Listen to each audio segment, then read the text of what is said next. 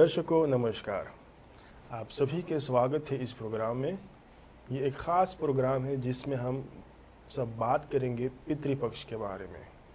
पितृपक्ष क्या है, क्यों करना है, ये सब बात जो है ये SMS ऐप द्वारा भीतर आए हैं और हम सब इस पर आंतोड़ देंगे। और जवाब देने के लिए हम स्टूडियो में दो पंडित उपस्थित है, पंडित कृष्ण शिन्नू जी और पंडित श्रवण कुमार रामसूरित तिवारी जी। आप सभी को स्वागत है। धन्यवाद। जैसे ही आप सभी ने अभी सुन रहे हैं तो एक दो प्रश्न भीतर आए हैं पितृपक्ष के बारे में और SD तैफी ने सोचे है कि हम सब इस पर आंतोड़ देंगे वो ये प्रश्न पर। और हम सब के तो मालूम है कि पितृपक्ष कुछ दिनों से चल रहे हैं, कुछ दिन अभी बाकी है, फिर भी हम लोगों ने सोचे है कि इस पर जवाब देने के लिए। तो प्रश्न जो भीतर आए हैं पंडित जी, पितृपक्ष क्या है? Wat is pietrypaks eigenlijk? Kan iemand daarop antwoord geven? We hebben wel een verzoek, als we het een beetje kunnen mixen met Nederlands, Hindi, dat ook de jongeren die kijken, die ook kunnen verstaan en begrijpen eigenlijk wat het precies is en waarom we het doen. Dus de eerste vraag die binnengekomen is, wat is pietrypaks eigenlijk? बहुत धन्यवाद। सभी दर्शकों को मेरा सादर जय श्री राम। जिन्होंने यह प्रश्न किया है वो बहुत ही उत्तम प्रश्न है और ऐसा यह प्रश्न नहीं है कि प्रश्न आज का है। हमेशा लोग पूछते हैं कि पितृपक्ष क्या है, कभी लोग भी पूछते हैं नवरात्रि क्या है, कभी लोग पूछते हैं हनुमान जयंती क्या है। तो उसी श्रृंखला में ये प्रश्न भी जाहिर है। Het is vanzelfsprekend dat men gaat vragen wat Pitrupaksha inhoudt। Pitrupaksha दो शब्दों से बना है, फिर वह एक शब्द हो जाता है। Er is een samenvoeging van twee woorden bij elkaar, पितृ और पक्ष। पितृ सब जानते हैं, कौन पितृ? जो हमारे पूर्वज हैं, जो अब नहीं रहा है, उनसे voorouderen वो पितृ हैं। पक्ष क्या है? पक्ष का अर्थ होता है 15 दिनों का एक समय, एक अवधि। हर महीना हमारे यहाँ दो पक्षों में विभाग किया गया है। एक शुक्ल पक्ष जिसे हम आम भाषा में अंजोरिया कहते हैं, होलांस में उसे हम बोलेंगे द लिख्त मांथ हेल्फ, और अंधेरिया द दोंकर मांथ हेल्फ। तो 15 दिनों का अंजोरिया होता है, 15 दिनों का अंधेरिया होता है। En in dit geval van pietrypaks, dat is dan de donkere maand helft, Pitrupaksha, जिसमें विशेषकर हम अपने पितरों का यजन करते हैं, अपने पितरों का सम्मान करते हैं, अपने पितरों का आदर सम्मान करते हैं। और शास्त्रों में जो उसके लिए मौखिक हित दिया गया है कि आप क्या क्या कर सकते हैं अपने पितरों के लिए, तो वे हम विशेषकर इस समय में करते हैं, जो प्रारंभ हो जाता है भाद्र पक्ष के शुक्ल पक्ष के पूर्णिमा के दिन। Welke datum is dat geweest? Dat was dus dan, wanneer is pietrypaks begonnen? Afgelopen zondag denk Ja, ik. Hè? dus dan is het dan die zaterdagavond, उस दिन से ये प्रारंभ हो जाएगा और ये चलेगा 25 तारीख अक्टूबर तक। तो फिर उस दिन अमावस्या होगी, सितंबर bedoel ik, ja, sorry, सितंबर। तो फिर ये 15 दिनों का जो समय है, इसे फिर हमारे यहाँ पितृपक्ष नाम से संबोधित किया गया है। पंडित जी, u heeft gesproken, आप अभी बात किए हैं voorouders। हाँ जी। और अगर हमारे परिवार में, हमारे कुल में जो broer of भौजी, वो सब komen ze ook in die categorie voor of praten we alleen over voorouders? बिल्कुल, पितरों में वे सब आ जाते हैं जो अब नहीं रहा है। Degenen die ons zijn voorgegaan, die vallen dan onder die categorie van पितृ। और पितरों में हम सब का तर्पण करते हैं, वो चाहे बुआ हो, फूफा हो, सबका, नानी नाना, सबका हम तर्पण करते हैं। हमारे यहाँ तर्पण विधि में उसका सबके बारे में वर्णन किया गया है। तो वे समस्त पितर उसमें आ जाते हैं। मैंने जी एक प्रश्न और भीतर आए है, वो प्रश्न है क्यों हम लोगों को पितृपक्ष बनाना है? waarom moeten wij de voorouders eigenlijk vereren? Want men zegt van ja, ze zijn al overleden. Als we iets gaan geven, gaat men het krijgen of niet. Kijk, misschien zijn de vragen die eigenlijk gesteld worden in de samenleving. Als mijn oma of mijn opa Ajaya Ajika Mrityu Hogaye, volgende leven met Hati Hogaye. En als wij nu een bordje eten gaan geven, gaat zo'n beetje eten een olifantsbuik vullen of zo, of een mier. Dus ये सब प्रश्न ये करते हैं आम भाषा में, maar waarom eigenlijk moeten we het precies doen? दरअसल आपने अपने एक ही प्रश्न में दो प्रश्न किए हैं. U heeft eigenlijk twee vragen. हमारे प्रश्न नहीं है पंडित जी, zijn de vragen die wij binnen hebben गया. gehad. dat bedoel ik, कि आपने उसमें दो प्रश्न एक ही बार में किए हैं. De eerste is waarom doen we het? Of beter gezegd, हमें क्यों करना चाहिए? En de andere vraag is, जो हम भोजन निकालते हैं, जो समर्पण करते हैं, वह अन्न कैसे उनको प्राप्त होता है? En u gaf een heel mooi voorbeeld. Stelt u zich voor als onze voorouderen iemand een olifant is geworden और उन्हें हम एक थाली में दाल चावल साग सब्जी देंगे, तो ऐसे यदि आप हाथी के बारे में पढ़ोगे तो उसमें लिखा हुआ कि जब तक एक हाथी 40 किलो नहीं खाता है तब तक उसका पेट नहीं भरता है. और आपने फिर तुरंत कहा कि अगर चींटी बन गया है तो ये दाल चावल साग सब्जी, चींटी को देखो छोटा सा हो और इतना सारा सामान कैसे वो ग्रहण करेगा? heel मोई. और इसलिए मैं कहता हूँ कि सनातन धर्म में इन सारे प्रश्नों का उत्तर हमारे ऋषियों ने आज नहीं बल्कि उसी ज़माने से दे दिया था. Dus eigenlijk zijn die vragen niet nieuw. Die pढ़ेंगे. Het is eigenlijk niet elke jaar wanneer Pitri Paks komt. Dat zijn eigenlijk bepaalde dingen die herhaald worden. Ja. Hetzelfde heb je ook bij Navratri. Gaat men weer vragen, क्या करना है, क्या नहीं करना है. इसलिए जरूरी है कि इन बातों को बार बार दोहराया जाए.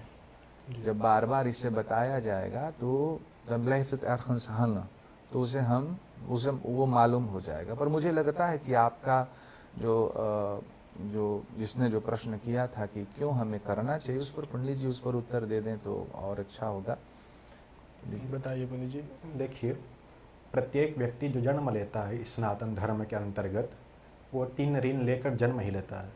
पहला है देव ऋण, दूसरा है ऋषि ऋण और फिर तीसरा आता है पितृ ऋण.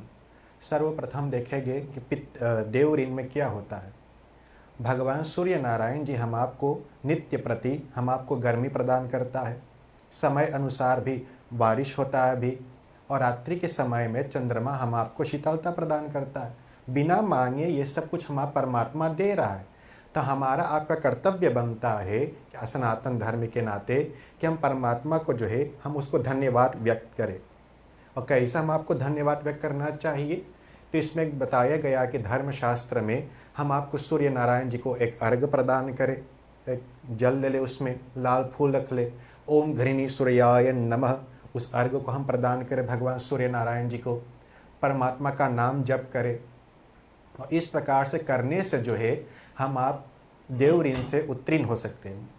और फिर आता है ऋषि ऋण. ऋषि ऋण जिन ऋषि मुनि की कृपा से हम आपको ये धर्मशास्त्र को हम आपको पढ़ने के मिला हुआ. अगर ऋषि मुनि लोग नहीं होते तो हम आपको धर्मशास्त्र भी नहीं रहते पढ़ने के लिए. इसलिए जब ऋषि मुनि ने इतने प्रयत्न किए हम आपको धर्मशास्त्र को एकत्रित करने के लिए, सब हमारे आपके वास्ते लिखे हुए हैं, तो हम आपको इन ऋषि मुनि को धन्यवाद व्यक्त करना चाहिए.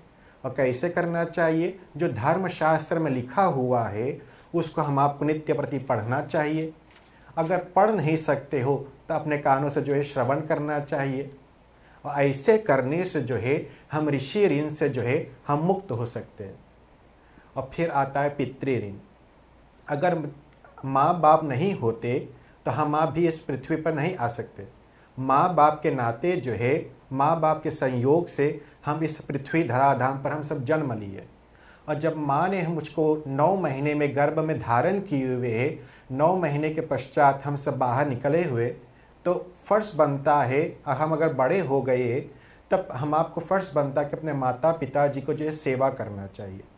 जीते जी माता पिता जी की सेवा करना चाहिए. और ना रहने के पश्चात अगर हमारा माता जी या पिताजी का देहांत हो गया है तो तो हमारा आपका फर्ज बनता है कि उन माता पिता के निमित्त जो है हम आपको तिलांजलि प्रदान करें, पार्वन श्राद्ध करें। जो हमारे धर्मशास्त्र में लिखा हुआ है उन नियमों का हम आपको पालन करना चाहिए। तो इसी प्रकार से हमारे यहाँ धर्मशास्त्र में बताया गया है कि प्रत्येक व्यक्ति जब 3 ऋण लेकर जन्म लेता है तो उसको पालन करना चाहिए, निभाना चाहिए। तो इसी कारण से जो है हम इन दिनों में पितरों को याद करते हैं। Het is wonder, Panditji heeft het heel goed uitgelegd. Ji En vervolgens naar de volgende vraag, Panditji. जो भोजन मिलता है एक प्लेट साग सब्जी, वो kunnen we het मिलते हैं या नहीं मिलते हैं? तो आप भी जानते कि उन्हें मिलता है।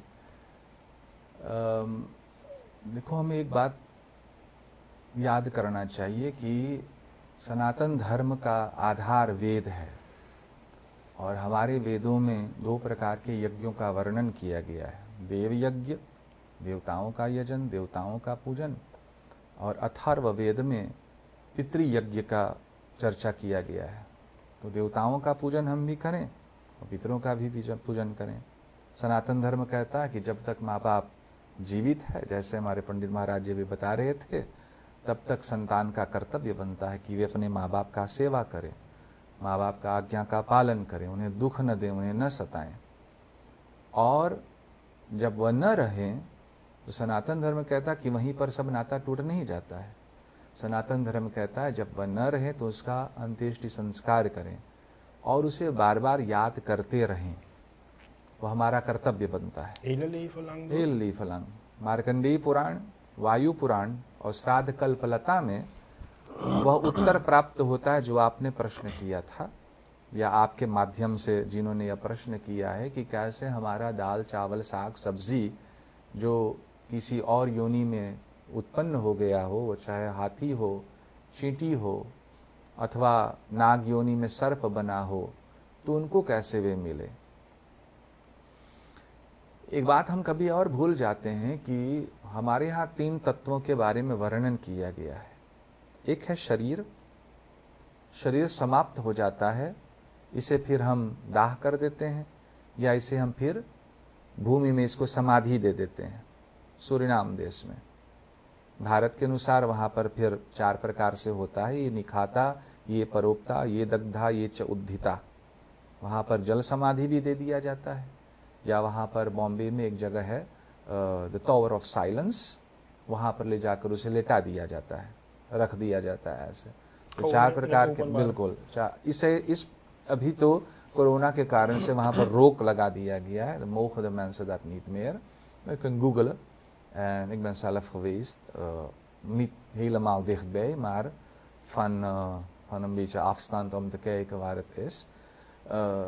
बॉम्बे के आसपास में है।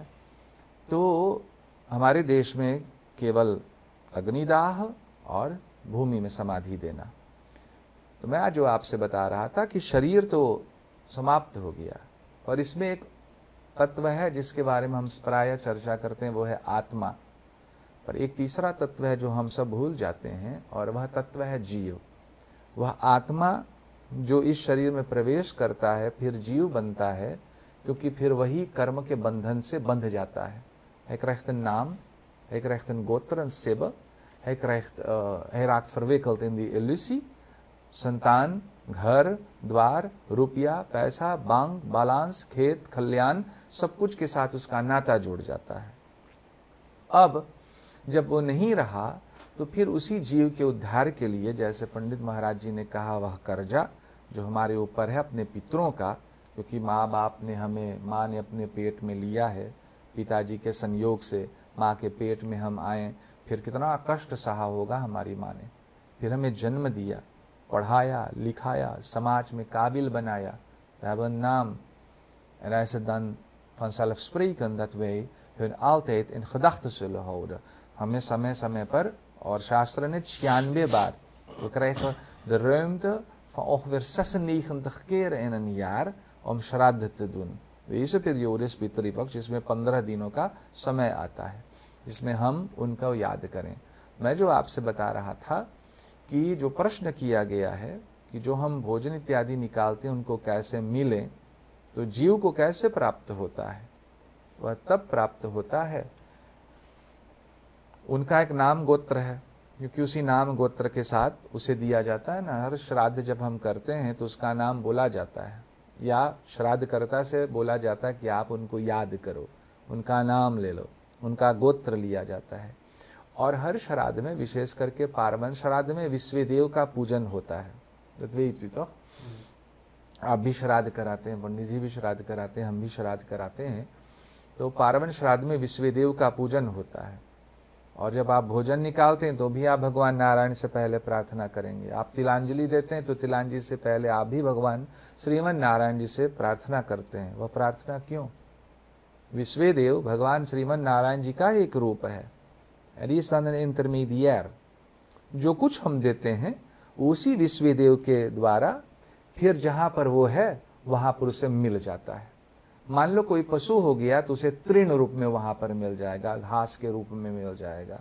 जो कोई नाग योनि में जन्म लिया तो उसे वायु के रूप में मिल जाएगा। जो कोई मनुष्य योनि में है तो उसे अन्न के रूप में मिल जाएगा। मैं कभी अपने प्रातः स्मरणीय सदगुरुदेव परम आराध्य बैकुंठवासी पंडित श्री श्याम बिहारी महादेव जी से मैंने जब पूछा कि महाराज जी जो भोजन हम निकालते हैं वो कैसे मिलता है उन लोगों को, तो उन्होंने एक बहुत सुंदर उत्तर दिया है। हेल्थ प्रैक्टिकल और समझने के लिए तुरंत समझ जाएंगे आप जब विदेश हम लोग जब यात्रा करते हैं, बाहर जब देश हम जाते हैं तो वहाँ के लिए हमें पैसा चाहिए। और फिर हम क्या करते हैं, अमेरिका जो लोग जाते हैं तो उसे फिर US डॉलर चाहिए, जो भारत हॉलैंड जाते हैं उसे यूरो चाहिए। तो फिर हम अपने देश के जो पैसा है उसे ले जाते हैं बैंक के पास या उसे कामयू के पास ले जाते हैं, फिर अपना पैसा चेंज कराते हैं, बदलवाते हैं। SRD wordt omgezet in euro's of het wordt omgezet in US dollars. Vervolgens gaan we met de US dollars en die euro's naar het buitenland en we doen onze inkopen।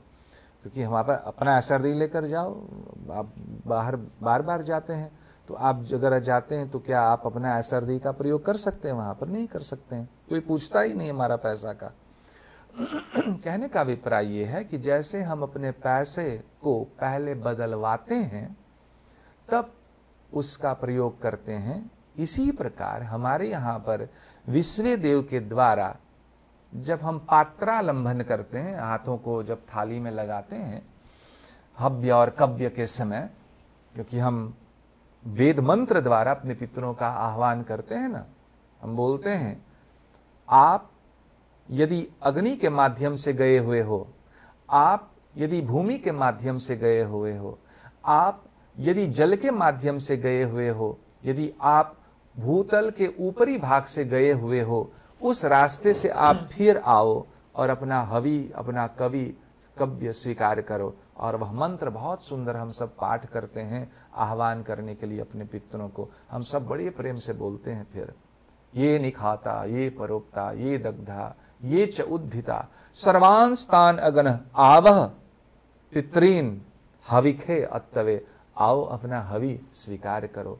और जब हम उसे बुलाते हैं, उस हवि को जब हम प्रदान करते हैं, पात्रालंबन जब करते हैं तो पात्रालंबन में आप मंत्र पाठ कराते हैं, या तो पृथ्वी पात्रम द्यौरपिदानम ब्राह्मणस्य मुखे अमृते अमृतम जुहोमि स्वाहा इदम विष्णुर्विचक्रमे त्रेधा निदधे पदम समूढ़म सपागवम सुरे स्वाहा। मंत्र में हम विश्वास करते हैं और यह मंत्र जब हम पाठ करते हैं तो तत्काल जो भोजन के सामग्री हम देते हैं वो उसे फिर उसके रूप में, जहां पर वो है, नाग योनि में है तो हवा के रूप में, पशु योनि में है तो तृण के रूप में, मनुष्य की योनि में तो उसे अन्न के रूप में उसे प्राप्त वे कर लेते हैं।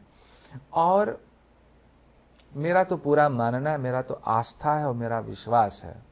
और जो अपने पितरों को प्रसन्न करते हैं, मेरे कितने यजमान हैं, आनंद लखी जी को सब जानते हैं, वे जब श्राद्ध करते हैं तो श्राद्ध के बाद वे अपने पितरों को स्वप्न में भी दर्शन करते हैं। वे बड़े प्रसन्न होते हैं और आशीर्वाद देते हैं। और कभी कभी और लोगों से पूछिए, पितृपक्ष के आने से पहले ही वे स्वप्न में आना प्रारंभ कर देते हैं, क्योंकि वे अपने घर हर जगह जाएंगे और जहाँ पर वे जाते हैं और जहाँ कुछ नहीं होता है तो फिर वे निराश होकर वापस लौट जाते हैं। और जब वे निराश होते हैं तो कभी कभी हमारे साथ, हमारे ऊपर कष्ट पड़ता है, विपत्ति पड़ता है, और उन विपत्तियों कष्ट के निवारण के लिए फिर हम कहाँ से कहाँ न जाते हैं, दिखवाते हैं, सुनवाते हैं। ये कोई लुकुमान के पास जाता है, कोई ओझा के पास जाता है, कोई हाइतियान के पास आज भी जाने लग गए हैं। तो ऐसे लोग जाते हैं, और जो अपने पितरों में विश्वास करते हैं, अपने देवताओं पर विश्वास करते हैं और समय अनुसार उनका भी सेवा करते हैं, तो उनको कोई कष्ट, कोई परेशानी हो ही नहीं सकता। ठीक है पंडित जी, धन्यवाद आप दोनों को कि आपने जवाब दिए हैं कि पितृपक्ष क्या है, क्यों करना है, और अब एक सवाल है कि पितृपक्ष में क्या करना है। अभी पंडित जी ने बात की है पार्वन श्राद्ध के बारे में, तिलांजलि के बारे में, तब ये जो पितृपक्ष चल रहे हैं इसमें अब क्या करना है कि हमारे पितरों के लिए कि वो प्रसन्न रहे। इसमें बहुत सारे चीज़ें हैं जो आप कर सकते हैं इन पितृपक्ष के अंतर्गत। सर्वप्रथम बताया गया है कि पार्वन श्राद्ध आप कीजिए। पार्वन श्राद्ध में जैसे अगर किसी का मृत्यु हो जाता है तो हम सब एक वेदी का निर्माण किया जाता है और फिर कुशा पर बिठाया जाता है, बिठाकर कुशा पर हम सब पिंड दान करते हैं। ऐसे ही पार्वन श्राद्ध में भी एक वेदी का निर्माण किया जाता है, कुशा घास उस पर बिछाया जाता है और फिर वहाँ पर पिंड दान किया जाता है। और किन किन नामों से मान लिया जाए, मैं स्वयं अपने पितरों के वास्ते जो है पिंड दान करना चाहता हूँ, तो वहाँ पर जो है सर्वप्रथम अपना, मेरा पिताजी अभी जीवित है तो मैं अपने आजा से वहाँ पर प्रारंभ करूँगा, क्योंकि मेरा आजा जी का देहांत हो गया। तो वहाँ से हम पिंडदान शुरू करेंगे। तो पितामह के वास्ते उनके नाम से हम पिंडदान करेंगे, प्रपितामह पर आजा के नाम से, और फिर पर आजा के नाम से वृत पितामह, और फिर आ जाता है माता जी के कुल की ओर, और वहाँ पर भी 3 पीढ़िया पर हम सब पिंडदान करते हैं माता की बगल की ओर से। तो वहाँ पर हम माता सपत्निका नाम वहाँ पर पिंडदान करते हैं, प्रमातामह सपत्निका नाम, और फिर वृत मातामह सपत्निका नाम, उनके नामों से हम सब पिंडदान करते हैं। पिंडदान करने के उपरांत हम सब उसका पूजन करते हैं पिंड पर, और उसके पश्चात जो है हम सब भोजन निकाल कर उन पितरों का हम सब अर्पण करते हैं। तो पहला श्रेणी में बताया गया आप पार्वन श्राद्ध कीजिए। अगर आप पार्वन श्राद्ध नहीं कर सकते तो उसमें कोई बात नहीं है। फिर दूसरा ऑप्शन बताया गया है कि आप तर्पण कीजिए। एक पात्र में आप उसमें जल रख लीजिए, उसमें काला तिल डाल लीजिए, सही शाम साथ उसमें आप रख लीजिए, और कुछ श्वेत पुष्प है उसमें रख लीजिए, और आप अपने पितृ तीर्थ से जो है, जो वैश और द्वैम के बीच में जो है, इस पितृ तीर्थ से जो है हम तिलांजलि प्रदान करें। तो हम वो कर सकते हैं, तर्पण कीजिए। आप तर्पण नहीं कर सकते कोई बात नहीं है, आप एक सीधा तैयार कर सकते हैं। जिस प्रकार से आप एक घर पर एक पुरोहित आता है और पूजन के पश्चात जो है हम सब एक सीधा निकाल कर अपने पुरोहित को देते हैं दान में, ठीक वैसे एक सीधा का आप तैयारी कर लीजिए। अपना पुरोहित जी के पास जाइए और उससे निवेदन कीजिए, देखिए इस पितृपक्ष के अंतर्गत मैं एक सीधा लाया अपने पूर्वजों के वास्ते, आप इसे संकल्प पूर्वक आप संकल्प कीजिए, आप इसे ग्रहण कीजिए, ताकि हमारे पितरों लोग को जो है उद्धार हो, तृप्ति हो। तो ये कार्य आप कर सकते हो। पार्वन श्राद्ध कीजिए, तिलांजलि दीजिए, एक सीधा निकाल कर अपने पुरोहित जी के पास दे दीजिए। अगर वो नहीं कर सकते तो फिर हमारे धर्मशास्त्र में बताया गया है कि इस पात्र में, एक पात्र माने एक लोटा, उसमें भर लीजिए तिल, और वो तिल लेकर अपने ब्राह्मण देवता जी के पास जाइए और भी ब्राह्मण देवता जी से प्रार्थना कीजिए कि मैं अपने पितरों के तृप्ति के वास्ते जो है कुछ इस पात्र में जो तिल रखा हुआ है उनके निमित्त मैं दान करना चाहता हूँ। तो वो दान कर सकते हैं भी। मैं सोचता हूँ ये सब कार्य आप सभी लोग कर सकते हैं, लेकिन आपके पास सामर्थ्य नहीं है। देखिए हमारे धर्मशास्त्र में बताया गया है, श्रद्धा दीयते तस्मात् ततः श्राद्धम, अर्थात श्राद्ध करना चाहिए अपने सामर्थ्य अनुसार, जो आपके फरमूख में है उनके अनुसार जो है आपको करना चाहिए। ऐसा नहीं है कि अमुक व्यक्ति ने 5 सब्जियां तैयार किया हुआ है तो मुझको 10 सब्जियां बनाना चाहिए, बिल्कुल नहीं। आपके सामर्थ्य अनुसार, आपके पास जो सामर्थ्य है वो फरमूख है आपके पास कि आपको पका सकते हैं तो आप पका सकते हैं, लेकिन नहीं कर सकते कोई बात नहीं। केवल आप खीर से आप अपने पितरों को तृप्ति करा सकते हैं, तो ये बताया गया है आप अपने सीधा को निकाल लीजिए, एक पात्र में आप जो है क्या नाम तिल दान कीजिए। वो नहीं कर सकते हैं तो घर गांव में गौ की सेवा होती है, वो गौ माता के क्या नाम 33 कोटि देवी देवता को वास होता है गौ माता में। तो आप घास काट कर जो है गौ माता को खिला दीजिए और गौ माता जी से प्रार्थना कीजिए, है मेरी माँ देखो मेरे पितृलोक को जो है मैं कुछ नहीं कर सकता हूँ, इस कृपया करके इस घास से जो है मेरे पितृलोक को आप तृप्त कराइए। ऐसे कराने से जो है हमारे क्या नाम पितृलोक जो है प्रसन्न हो जाते हैं, उसको तृप्ति मिलती है। अगर वो नहीं कर सकते, कुछ आपके पास नहीं है, कुछ दान करने के लिए कोई वस्तु नहीं है, आपके सामर्थ्य नहीं है गौ माता को खिलाने के लिए, तो धर्मशास्त्र में बताया गया है अगर आपके पास कुछ भी नहीं है तो आप एकांत स्थान में जाइए और अपने दोनों भुजाएं आप अपने ऊपर कीजिए और प्रार्थना कीजिए सूर्य नारायण भगवान जी से, भगवान विष्णु जी से कि मेरे पास कुछ भी नहीं है, कुछ दान करने के लिए कोई वस्तु नहीं है, मेरे पास कोई जल भी नहीं है तिलांजलि देने के लिए, मैं आपसे यही प्रार्थना करता हूँ कि आप मेरे पितृलोक को जो है तृप्त कराइए। मैं उनको याद कर रहा हूँ इन पितृ के पक्ष के अंतर्गत, कृपा करके आप उसको तृप्ति करा दीजिए, वो बैकुंठ लोक के लिए चले जाए, स्वर्ग लोक की प्राप्ति हो। Maar ik denk Pandit ji als we al die dingen die u heeft opgenoemd, अगर हम सब ये करेंगे तो moeten we het ook naar waarheid doen, है ना कि हमारे पास सब कुछ है और फिर भी बोलेंगे van हमारे पास कुछ नहीं है। और in deze tijd घास काट को गौ माता को खिलाना moet wel kunnen। U zei tiel, एक पात्र में तिल भर के देना है, dus dat soort dingen moeten wel kunnen, niet we gaan liegen dat we het niet kunnen doen। जी, श्राद्ध wordt gedaan naar vermogen en daadkracht।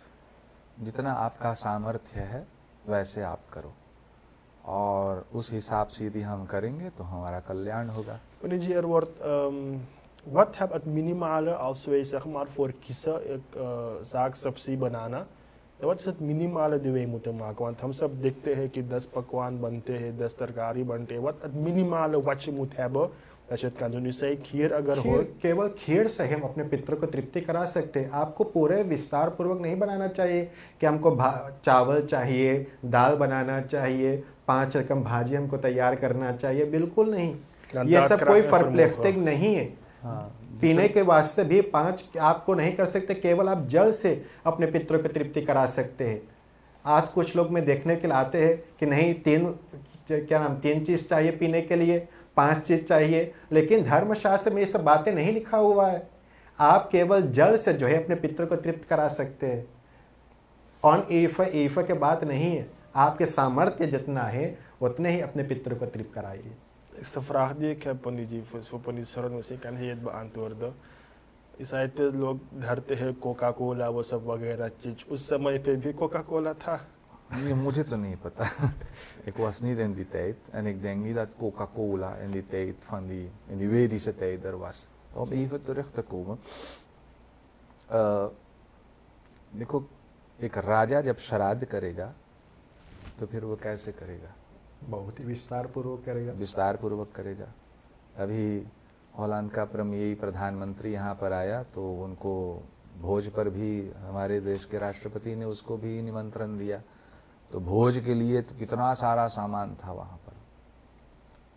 तो वो राजा है, वो देश का राष्ट्रपति है, वो उनको बुलाकर खिला रहा है। और गरुड़ पुराण में आप राजा बभ्रुवाहन की कथा भी पढ़े होंगे। राजा बभ्रुवाहन अपने हैसियत के अनुसार श्राद्ध करते हैं, ऐसा कोनिंग मरियो अनेक सैंकिंग कोनिंग, पर जितना हमसे हो सके हमें करना चाहिए, जितना हो सके। और अगर न हो सके तो पंडित जी ने जैसा बहुत सुंदर उन्होंने कहा, खीर ही तैयार कर लो।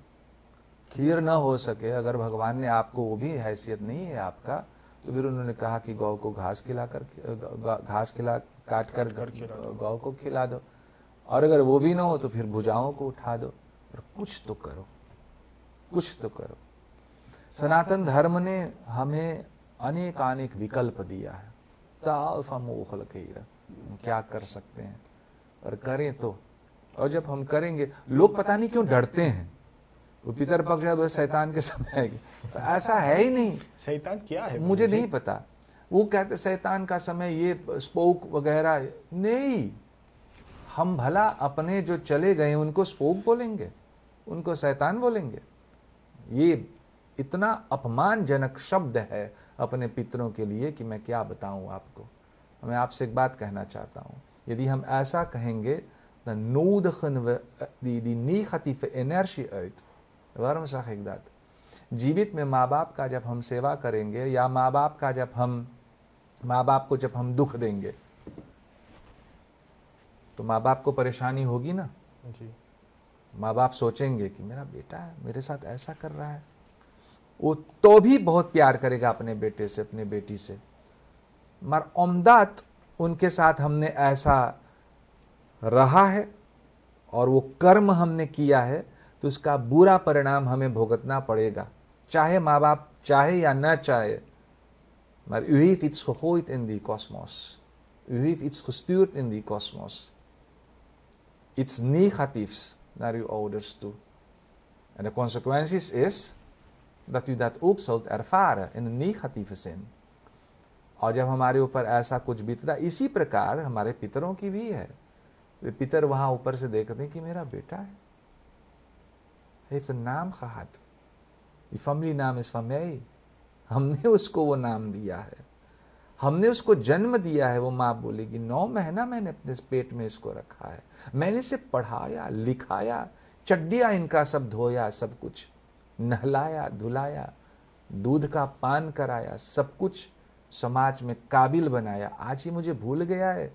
तो वे रूठते हैं, और जब वे रूठ जाते हैं तो न चाहने पर भी हमारे ऊपर फिर अनेक प्रकार के कष्ट इत्यादि पड़ता है, और तब हम यहाँ वहाँ फिर भटकते रहते हैं।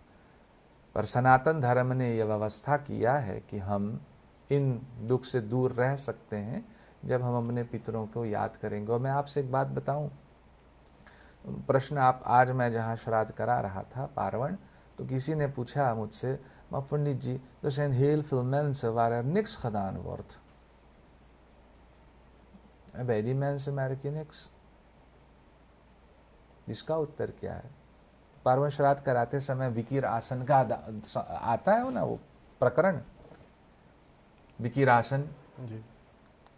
तुमने कहा कुमार कैक श्राद्ध करता, फिर किसी पात्र में खीर लेता है, उस पर थोड़ा तिल डालता है, और फिर मंत्र पाठ किया जाता है। असंस्कृत प्रमिता नाम त्यागी नाम कुल भागी नाम उच्छिष्ट भाग देया नाम दर्भेशु विकीरासनम। कुशा रखकर फिर नैऋत्य कोण में एक पात्र में खीर रखा जाता है। क्या एक दैट इज द सनातन धर्म। उन लोगों का श्राद्ध हम लोग कर रहे हैं, हम लोग दे रहे हैं, इसलिए वे तृप्त है। दैट इज द सनातन धर्म। ठीक है पंडित जी, धन्यवाद आपके जवाब के लिए। एक प्रश्न यहाँ पर आया है पंडित जी, als mijn भौजी overleden is, mag ik in Pitrupaksha पार्वन श्राद्ध doen of niet? समझ में आए? किसी की भौजी की किसी मृत्यु हो के गई भौजी है की मृत्यु हो गई है और वे पूछ रहे हैं पूछते- कि वे पार्वन कर सकते हैं या जी नहीं। हाँ। क्यों नहीं कर सकते हैं? जरूर कर सकते हैं। शास्त्र पूरा इजाजत देता है कि वे करें। पार्वन वो नहीं करेगा जिसकी माँ की मृत्यु हुई है, पार्वन वो नहीं करेगा जिसकी पिता की मृत्यु हुई है उस साल केवल। उस साल के। क्यों? क्यों? इसलिए क्योंकि 12वें दिन वे पार्वन कर चुके हैं। सपिंडन संस्कार में 12वें दिन पार्वन विधि से सपिंडन संस्कार किया जाता है। Dan is het niet nodig dat je het weer doet, omdat je er iets gedaan hebt. Dan mag je het wel doen? Nee, je hebt het al gedaan, dus je hoeft het niet meer te doen. Oké. Omdat, en dan zit je natuurlijk in die shraadperiode van die hele traject van een jaar. Maar degene wiens भौजी is heen gegaan, die mag het doen. Want वो अपने भौजी को थोड़ा पार्वन श्राद्ध में आमंत्रित करेगा। वे तो पार्वन श्राद्ध में ऊपर एक नीमान की सपिंडन हो गया वहां पर, जी। alles is al gebeurd। Ja। 12वें दिन का काम भी हो गया, तो फिर क्यों नहीं करना चाहिए? जरूर करे। वो तो उसका पूरा अधिकार है करने के लिए, उसे करना चाहिए। Dus juist rust het plicht om dat te doen, क्योंकि वे भौजी को तो वहां पर नहीं बुलाएगा। श्राद्ध वेदी पर जिसका चर्चा पंडित जी कर रहे थे, उस पार्वन श्राद्ध पर तो वो अपने माँ बाप को बुलाएगा, पितु सपत्नी का नाम, फिर आजा आजी को बुलाएगा, पितामह सपत्नी का नाम, फिर प्रपितामह सपत्नी का नाम, फिर नानी नाना मातामह प्रमातामह वृत प्रमातामह, इन 6 को तो ही बुलाएगा। तो यदि इन 6 को वो बुलाकर कर सकते हैं तो फिर क्यों नहीं क्यों नहीं करना चाहिए? जरूर करना चाहिए। Het is juist een plicht om het te doen। और यदि ऐसा कहीं लिखा हुआ कि न करें तो मैं जरूर जानना चाहूँगा कि कहाँ लिखा हुआ कि वे न करें, क्योंकि हमारे यहाँ वर्णन किया गया कि पार्वण केवल नहीं होगा जिस इन दी लेन waar die directe verbintenis is, वहाँ पर केवल नहीं, परंतु बाकी और परिवार वाले वो तो कर सकते हैं, बिल्कुल उसमें कोई मुसीबत नहीं है। Kijkers, u heeft het allemaal gehoord, Panuji heeft het verwoord. Degene wiens moeder of vader overleden is, gedurende die jaar hoeven zij geen paarwensraad te doen. Want op de 12e dag de paarwensraad al gedaan wordt, hoeft u voor die jaar geen paarwensraad te doen. Maar als het uw moeder of uw vader niet is geweest, heeft u het volste recht om paarwensraad wel te doen. Ik hoop dat deze vraag goed beantwoord is, want die persoon heeft gevraagd om het beantwoord te krijgen, dus dan heeft u uw antwoord nu ook. Er zijn nog een paar dagen over, tot 25 september, tot zondag is Pitri Paksh. U mag het gerust doen om uw overledene te vereren. Panuji, आपने कहा है तिलांजलि देना और पितृ तीर्थ से तिलांजलि देना, ये सब kunnen we het zelf doen of moeten we het पंडित द्वारा करना है? अगर पंडित द्वारा नहीं कर सकते, hoe kunnen we het zelf doen thuis? और उसमें क्या डालना है? आपने कहा जल डालना, तिल डालना। बिल्कुल, अगर आप तिलांजलि देना अगर आप सर्वप्रथम प्रारंभ करेंगे पार्वन श्राद्ध से। पार्वन श्राद्ध आप तो स्वयं नहीं कर सकते हैं। नहीं, ये प्रश्न ये है कि अगर तिलांजलि केवल तिलांजलि करना है जी, तो कैसे हम कर सकते हैं? अच्छा, अगर तिलांजलि आप देना चाहते हो तो सर्वप्रथम आपको एक कुशा को गाड़ना चाहिए, उसमें जो इसमें जड़ भी हो, और ऊपर भी एक गांठी बांध लेना चाहिए, एक गांठ बांध लो, और वो कुशा घास जो है उसके पहले गाड़ दो जमीन पर, भूमि पर, और एक पात्र में आप उसमें जल भर लीजिए, काला तिल डाल लीजिए उसमें, और कुछ श्वेत पुष्प डाल लीजिए, और आप अपने हाथों में कुशा रख लीजिए, और दोनों हाथों से उस पात्र को आप लीजिए और अपने आजा को याद कीजिए, अपने आजी जी को याद कीजिए जो आपसे बिछड़ गए हैं, उनके नाम को लेकर जो है आप तिलांजलि दीजिए। ये कार्य आप स्वयं कर सकते हैं अपने घर पर, और अगर आपके पास वो सामर्थ्य नहीं है, वो याद नहीं कर सकते हो विस्तार पूर्वक, तो आप अपने पुरोहित को बुला लीजिए, वो आपको साथ देगा, मंत्र उच्चारण कर देगा और फिर आपको तिलांजलि प्रदान कर देगा। ठीक है पंडित जी, आप दोनों को बहुत बहुत धन्यवाद इन प्रश्नों पर जवाब देने के लिए।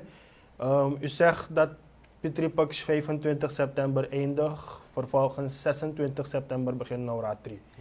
अगर नवरात्रि के बारे में हम सब कुछ बोल सकेंगे दर्शकों को कि 26 begint tot wanneer is het? अगर हम wat kunnen we in Navratri doen? Navratri में als we zelf thuis toch माता को, हम लोगों को, als we haar een beetje willen verwennen, wat kunnen we precies allemaal even doen? Navratri में जो 26 तारीख को प्रारंभ होगी मेरे हिसाब से 4 तारीख तक, और फिर विजयादशमी के साथ जो व्रत करते हैं, जो व्रती होते हैं, वे व्रत रखते हैं, और व्रत का अनेक परिभाषा है। Natuurlijk kijken wij wie in welke mate welke व्रत kan doen, want niet iedereen, bijvoorbeeld iemand die ziek is, iemand die gezondheidsissues heeft, die zal onmogelijk dan een व्रत kunnen doen, bijvoorbeeld van onthouden van voedsel 9 dagen lang। प्रधानमंत्री मोदी जी तो केवल जल पीते हैं, तो फिर जो बीमार आदमी रहता है वो जल पीकर तो 9 दिन व्यतीत नहीं कर पाएगा। तो व्रत में क्या करेंगे? कोई व्रती होता है जो केवल फल लेता है, भगवान का रोज प्रातः काल पूजन करेगा, अपने हिसाब से भगवती का श्रृंगार करेगा, भगवती का पूजन करेगा, अखंड दीप जलाएगा, अगर वो न हो सके तो केवल पुष्प चढ़ाएगा, जो कुछ भी आपके घर पर फल इत्यादि उसका भोग लगाएगा, कम से कम 108 बार भगवती का जो नवारण मंत्र है ओम ऐं ह्रीं क्लीं चामुंडाय विच्चे, इसका जप करेगा, एक नारियल रख दे प्रथम दिन से ही लाल कपड़े में लपेट कर। इस तरह से वे व्रत लें और प्रार्थना करें, माँ मैं आपके लिए व्रत लेने जा रहा हूँ, आप इस व्रत में मेरा सहायक बने, मेरे ऊपर कृपा करें, क्योंकि आप यदि कृपा करेंगे तो यह व्रत मैं भली भांति कर पाऊँगा। अगर आप कृपा नहीं करेंगे तो नहीं कर पाऊंगा, इसलिए हे मेरी माँ आप मेरे ऊपर कृपा करो, बार बार आपसे प्रार्थना है। और भगवती की कृपा जब हो जाती है तो नवरात्र का व्रत हम कर लेते हैं। पर व्रत का अर्थ क्या होता है? व्रत का अर्थ होता है कि हम इन दिनों में अपने आप को एक दायरा में डाल लें, एक afscherm कर ले अपने में, क्योंकि व्रत का कोई अति helemaal geen zin dat u zegt van u vast, पर चुगली चाहे सबका बात कर रहे हो, या u bent bezig de hele dag dingen te doen die u niet mag doen, toch? नहीं, उपवास का अर्थ होता है हम भगवान के बिल्कुल नज़दीक हो जाएं, हमारा जो संबंध ईश्वर का है, दुर्गा जी से है, माँ से है, वो और प्रगाढ़ हो और सौफर हो। इतने दिनों में हम सारे ऐप को दूर कर दें अपने आप से, अपने आप को इतना शुद्ध कर लें, प्योर कर लें, किसी को न गाली दें, कुछ न। इन दिनों में केवल मैं और केवल मेरी माँ, हम दोनों, और उनका फिर आराधना करेंगे, आरती कीजिए, रात को मंदिर जाइए, प्रातःकाल आप अर्घ दीजिए, जैसा आप चाहे व्यतीत कर सकते हो।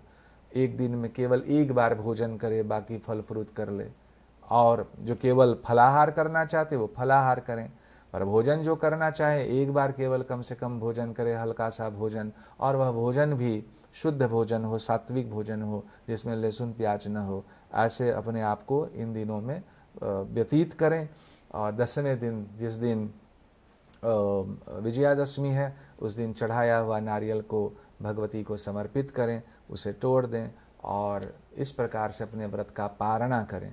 इस प्रकार से आप अपने पुरोहित से, अपने पंडित से वार्तालाप करके, और फिर अपने लिए जो आपके अनुकूल हों उस तरह से आप व्रत करें, पर करें जरूर, क्योंकि भगवती की आराधना हम साल में 4 बार करते हैं, विशेष करके 2 बार हमारे यहाँ होता है आश्विन महीने में जो अभी आएगा, और जो बीत गया है वो चैत्र का।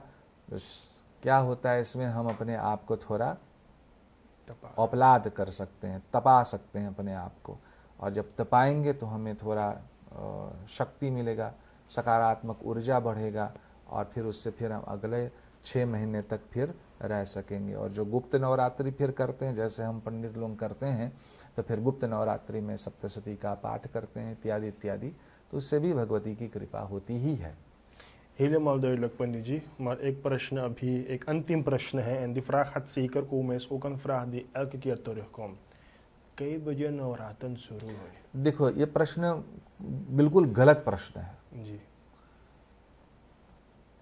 ज्योतिषी इस प्रश्न का जवाब देंगे, पर जवाब यही होगा कि सूर्योदय जब प्रारंभ होगा, दन बखिंत उनसे नवरात्रि आल। चाहे नवरात्रि की तिथि मान लो 9 बजे प्रारंभ होगी, पर ज्योतिष शास्त्र हमें बताता है, और तिथि निर्णय हमें फिर बताएगा कि भले ही 9 बजे तिथि प्रारंभ होगी, पर उस दिन की नवरात्रि सूर्योदय से ही प्रारंभ हो जाएगा। Onze dag begint bij सूर्योदय। bij सूर्योदय, dus dan begin daar al, और फिर वहीं से फिर उसे प्रारंभ कर लो। इस पर बहुत सारे पुस्तकें उपलब्ध हैं, पढ़ने की केवल देर है, और यदि हमें वो मालूम हो जाए दान, क्योंकि मुझे कभी लोग पूछते हैं hoe laat begint Pandit ji Navratri, en als ik zeg maar, ik zeg het begint om 1 uur in de ochtend। नहीं, 1 uur overdag toch, 12 बजे के बाद, तो क्या मतलब है उसका? अभी 1 बजे से पहले हमें जो कुछ करना है क्यों हम कर लें, 1 बजे से ना खा? Nee toch, laten we elkaar niet voor de gek houden। Het begint gewoon bij सूर्योदय, और समाप्त भी होगा तो उस पूरा दिन। क्यों जिह्वा को अपना, ik weet als het daarom gaat hoor, maar ik denk niet dat het daarom gaat. Maar laten we zuiver zijn, en laten we proberen om onze Bhagavati Durga ji te dienen, en laten we dan die positieve energie van haar verkrijgen। ठीक है पंडित जी, धन्यवाद। 1-2 प्रश्न और है, परंतु समय पर ख्याल करना है, तो इससे हम आज जो प्रोग्राम जो हुआ है हम ख़त्म करेंगे। बहुत बहुत धन्यवाद आपको पंडित जी, पंडित श्रवण कुमार रामसूत्री तिवारी जी, पंडित कृष्ण छिन्नू जी, आप दोनों के बहुत बहुत धन्यवाद स्टूडियो में आने के लिए, और जो प्रश्न हुए हैं जनता के, दर्शकों के, उस पर जवाब देने के लिए बहुत बहुत धन्यवाद आपको भी। Kijkers, u heeft het gehoord en gezien. We hebben gesproken over Pitri Paksh. We hebben gesproken op het eind een beetje over Navratri. Pitri Paksh die nu gaande is tot zondag 25 september Navratri begint komende maandag 26 september tot 4 oktober. Wat u moet doen in Pitre Puksh, wat u niet moet doen als u nog niet gedaan heeft, wat u kunt doen en wat u ook in Navratri kunt doen als u aan het vasten bent. U kijkers, bedankt voor het kijken. Ook onze trouwe kijkers, onze Facebook-volgers die de vragen hebben ge-sms'd en ge-appt. Wij hopen dat uw vragen beantwoord zijn geworden. Tot de volgende keer. Namaskar.